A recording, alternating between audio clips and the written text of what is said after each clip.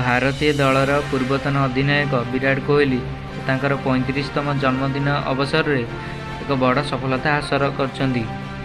ରବିବାର ଦିନ ବିଶ୍ୱକପରେ ବିପୁଳ ବ୍ୟବଧାନରେ ଦକ୍ଷିଣ ଆଫ୍ରିକାକୁ ପରାସ୍ତ କରିବାରେ ଭାରତୀୟ ଦଳ ସଫଳ ହୋଇଥିଲା। ବିରାଟ କୋହଲି ଦକ୍ଷିଣ ଆଫ୍ରିକା ବିପକ୍ଷ ଓଡ଼ିଆ କ୍ୟାରିୟରରେ ତାଙ୍କର 49ତମ ଶତକ ହାସଲ କରିବାରେ ସଫଳ ହୋଇଥିଲେ। କୋହଲିଙ୍କ ଏହି ସଫଳତା ପରେ ବିରାଟଙ୍କୁ ନିରସ୍ତର ପ୍ରଶଂସା କରାଯାଇଥିଲା ଓ ବିରାଟ କୋହଲି ସଚିନଙ୍କ ସମକକ୍ଷ ହୋଇଛନ୍ତି। ତାଙ୍କର ଓଡ଼ିଆ କ୍ୟାରିୟରରେ 49ତମ ଶତକ ହାସଲ କରି ସେ ମହାନ ବ୍ୟାଟ୍ସମ୍ୟାନ୍ ସଚିନ ତେନ୍ଦୁଲକରଙ୍କୁ ସମକକ୍ଷ ହୋଇଛନ୍ତି।